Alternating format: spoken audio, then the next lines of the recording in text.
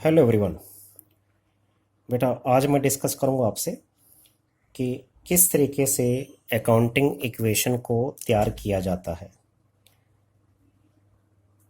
क्या स्टेप्स लिए जाते हैं अकाउंटिंग इक्वेशन को तैयार करने के लिए। पहला स्टेप लिया जाता है बेटा, आपने ट्रांजैक्शंस को एनालाइज करना है। एनालाइज करना है in terms of variables. In terms of variables means वो वेरिएबल जो है एसेट है, लायबिलिटी है, कैपिटल है, रिवेन्यू है या फिर एक्सपेंस है। तो ट्रांजैक्शंस में बेटा आपने सबसे पहले वेरिएबल्स को चेक करना है कि वो ट्रांजैक्शन एसेट्स को इफेक्ट कर रही है, लायबिलिटी को इफेक्ट कर रही है, कैपिटल को इफेक्ट कर रही है, या वो रिवेन्यू है या फिर वो एक्सपेंस है। दूसरा स्टेप आपने लेना है बेटा कि आपने चेक करना है कि उस ट्रांजैक्शन का जो इफेक्ट है इन टर्म्स ऑफ वेरिएबल, अब वो वेरिएबल इंक्रीज हो रहा है या फिर वो डिक्रीज हो रहा है। वेरिएबल तो आपने चेक कर लिया कि भाई वो एसेट है, लायबिलिटी है, कैपिटल है, रिवेन्यू है या एक्सपेंस है। अब आप ये चेक करेंगे कि वो वेरिएबल इंक्रीज हो रहा है या फिर वो डिक्रीज हो रहा है। ये दूसरा स्टेप है बेटा। तीसरा स्टेप आप लेंगे, आपने उसका जो इफेक्ट है बेटा वो रेलेवेंट साइड पर शो करना है। जो इक्वेशन मैंने आपको बताई थी बेटा, इक्वेशन मैंने आपको बताई थी fundamental equation, assets equal to liabilities plus capital. तो दो साइड से बेटा, लेफ्ट साइड और राइट साइड, तो आपने उसका जो इफेक्ट है प्रॉपर साइड ऑफ इक्वेशन पे शो करना है। इंक्रीज है तो बेटा प्लस करके दिखाना है, डिक्रीज है तो माइनस करके दिखाना है। और एक चीज इंपॉर्टेंट बेटा, ट्रांजैक्शन का इफेक्ट दिखाने के बाद in terms of increase and decrease दिखाने के बाद आपने ये भी इंश्योर करना है कि जो राइट हैंड साइड है वो लेफ्ट हैंड साइड के इक्वल होनी चाहिए हर ट्रांजैक्शन के बाद। मींस एसेट्स हर बार इक्वल होनी चाहिए लायबिलिटीज और कैपिटल के सम टोटल के बराबर। Means assets must be equal to the sum total of liabilities and capital. ये हर बार आपने चेक करना है कि right hand side equal to left hand side है या नहीं है। तो बेटा आइए इसको हम एक एग्जाम्पल के थ्रू समझते हैं। मैंने यहां पर बेटा एक एग्जाम्पल लिया, prepare accounting equation on the basis of the following transactions. कुछ ट्रांजैक्शंस के बेस पे बेटा आपको अकाउंटिंग इक्वेशन तैयार करनी है। तो आप देख सकते हैं कि मैंने यहां पर टोटल 6 ट्रांजैक्शंस को लिया है। तो सबसे पहले हम इन 6 ट्रांजैक्शंस के वेरिएबल्स को चेक करते हैं कि इन 6 ट्रांजैक्शंस में क्या क्या हमारी एसेट्स हैं, लायबिलिटीज हैं, कैपिटल है, रिवेन्यू है और एक्सपेंस है। फर्स्ट ट्रांजैक्शन मीन्स पहले बेटा हम यहाँ पे वर्किंग कर लेंगे, चेक कर लेंगे कि हमारे कौन कौन से वेरिएबल्स इफेक्टेड हैं। Started business with cash ₹1 lakh. इस ट्रांजैक्शन के बेटा 2 वेरिएबल्स हैं, cash and capital. Business start करेंगे बेटा, किससे स्टार्ट किया? कैश से। तो बिजनेस में कैश आ रहा है और वो पैसा कौन लगा रहा है? ओनर। तो ये बिजनेस की लायबिलिटी है, इंटरनल लायबिलिटी यानी कैपिटल। तो इस ट्रांजैक्शन के 2 अकाउंट है और मैंने आपसे कहा था कि every transaction effects at least 2 accounts. एक ट्रांजैक्शन कम से कम 2 अकाउंट्स को इफेक्ट करती है। अब इसके बाद दूसरी ट्रांजैक्शन हमें दी यहां पर, क्रेडिट परचेज ऑफ गुड्स। क्या परचेज किया बेटा? गुड्स। Goods means stock. यहां पर बेटा गुड्स को हम स्टॉक लेंगे। तो गुड्स परचेज करने से जो हमारे बिजनेस में जो स्टॉक है वो इंक्रीज हो जाएगा। तो एक स्टॉक आपके पास आ गया बेटा। और कैसे परचेज किया आपने? क्रेडिट पर। क्रेडिट पर परचेज करने से हमारे क्रेडिटर्स बनते हैं। तो इसके 2 वेरिएबल हो गए बेटा, स्टॉक और क्रेडिटर्स। नेक्स्ट हमारे पास है थर्ड ट्रांजैक्शन में goods purchase for cash. Goods बेटा यानी स्टॉक, जो वेरिएबल आपने एक बार ही लिख दिया उसको बार बार नहीं लिखना।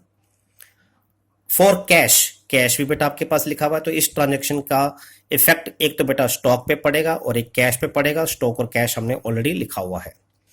फोर्थ ट्रांजेक्शन में रखिए परचेज ऑफ मशीनरी। तो बेटा एक नया वेरिएबल हमारे पास आ गया, नया अकाउंट मशीनरी। कैसे परचेज किया? कैश में। तो मशीन आपके पास आ रही है और कैश जा रहा है, कैश ऑलरेडी आपने लिखा हुआ है, तो जो आपने लिखा हुआ है उसे बार बार नहीं लिखना। तो नया अकाउंट बेटा इसमें आ गया मशीनरी।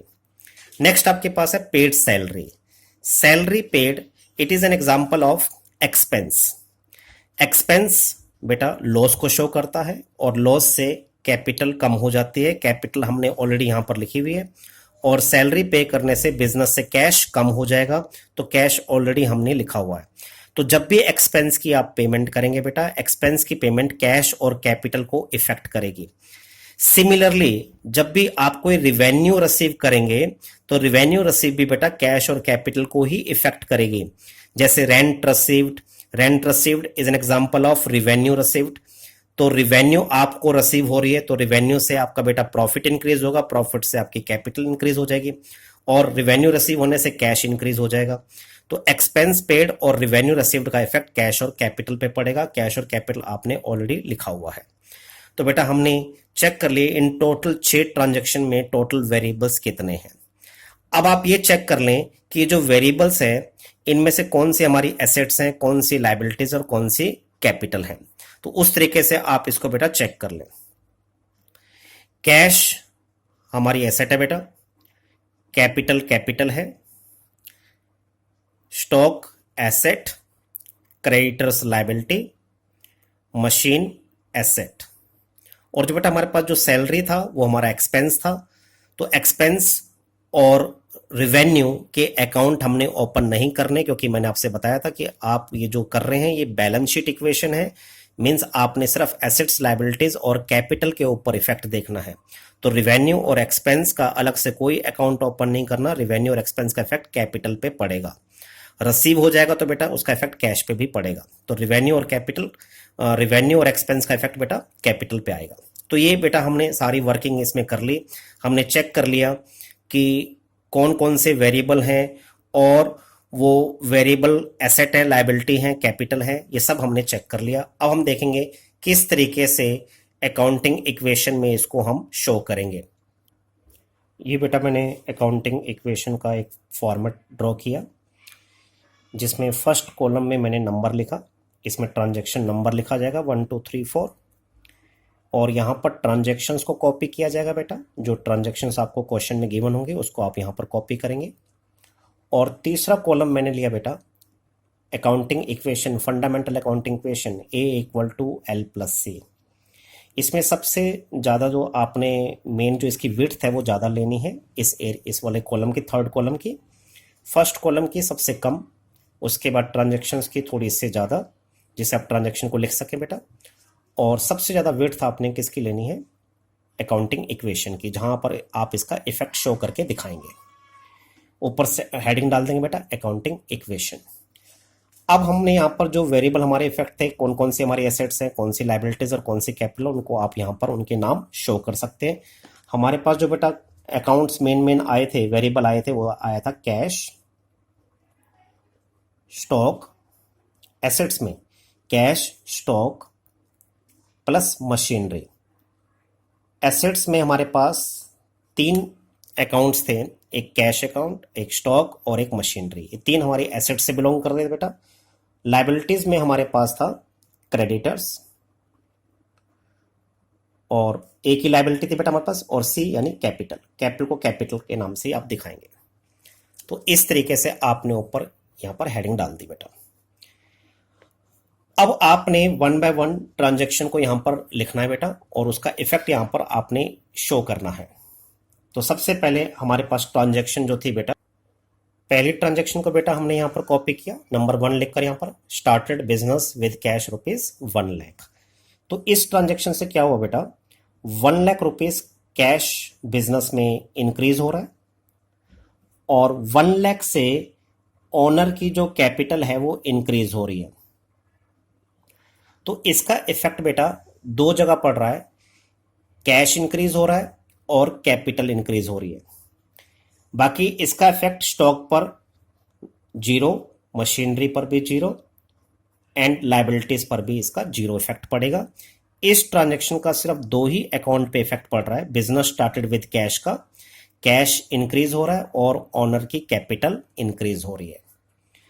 अब सेकंड ट्रांजैक्शन को बेटा आप यहां पर कॉपी करेंगे। सेकंड ट्रांजैक्शन नंबर में आपने सेकंड लिख दिया।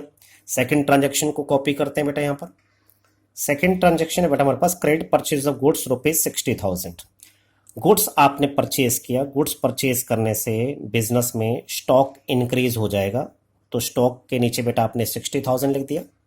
अमाउंट को बेटा बिल्कुल उसी एसेट के जो पार्टिकुलर एसेट है उसके नीचे ही लिखना है। ट्रांजैक्शन जिस एसेट जिस लायबिलिटी को इफेक्ट कर रही है उसी के नीचे ही आपने शो करना है।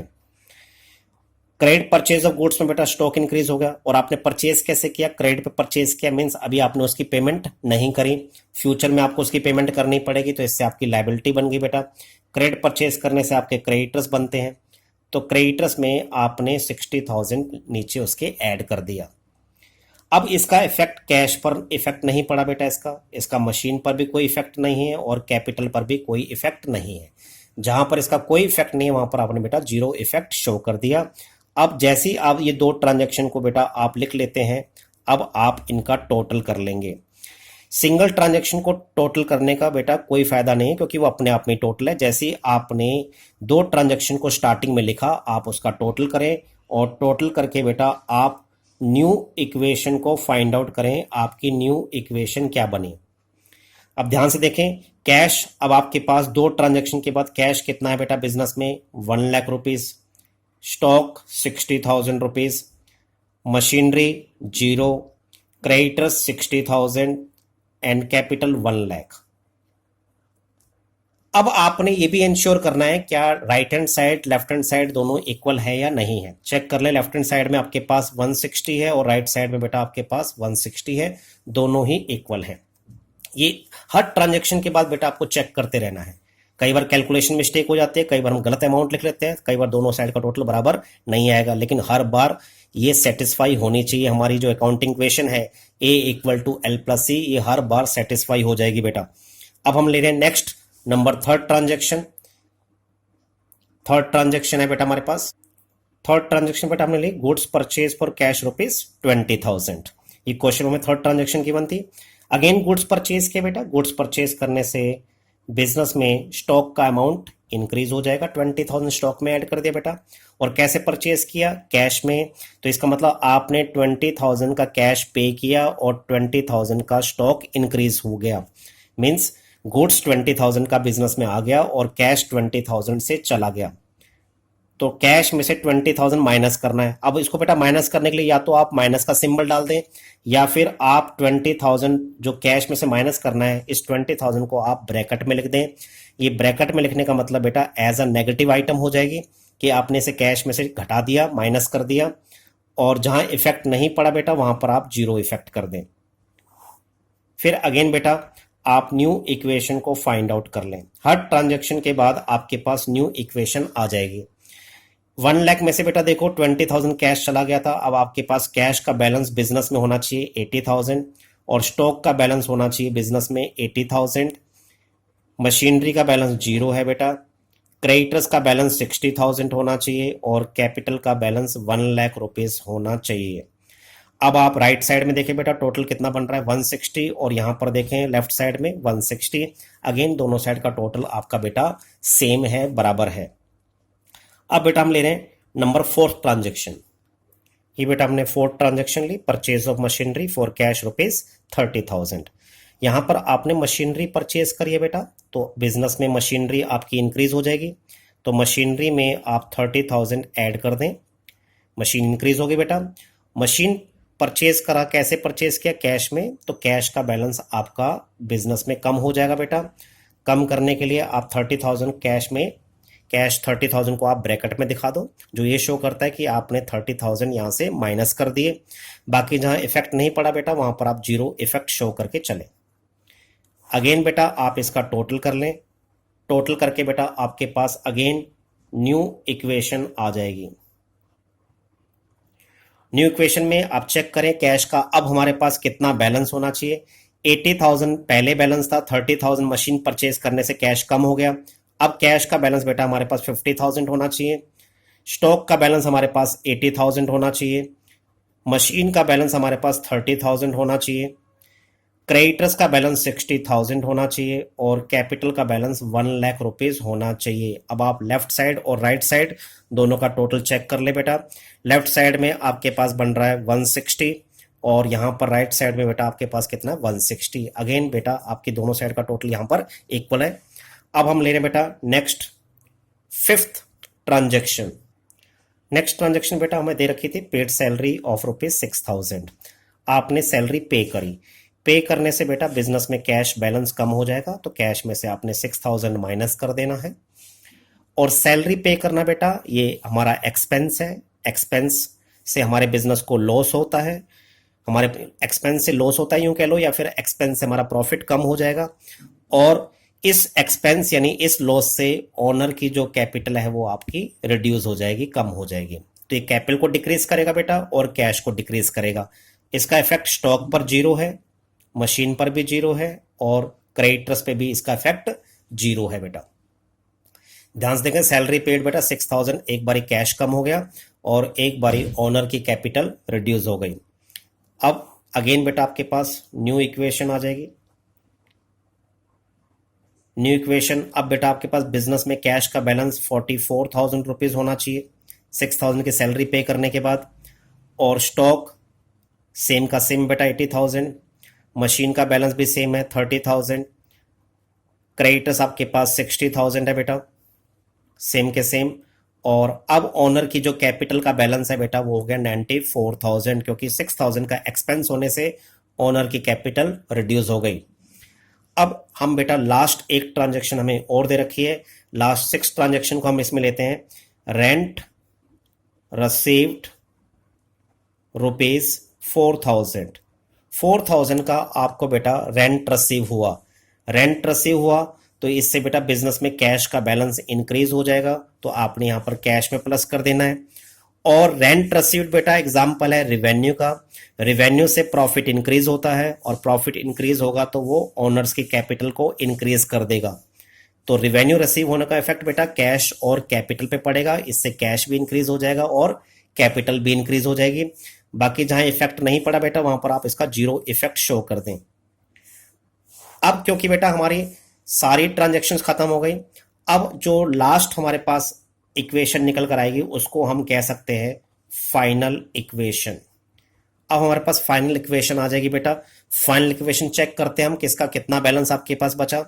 कैश का बैलेंस बिजनेस में अब बेटा 48,000 रुपीज होना चाहिए, स्टॉक का बैलेंस 80,000 होना चाहिए, मशीनरी का बैलेंस 30,000 रुपीज होना चाहिए, क्रेडिटर्स का बैलेंस 60,000 रुपीज होना चाहिए और कैपिटल का बैलेंस 98,000 रुपीज होना चाहिए। अब अगेन बेटा आप चेक करते हैं कि left hand side right hand side दोनों इक्वल है कि नहीं है। यहां से टोटल बेटा हमारे पास बन गया 110 और 48 158।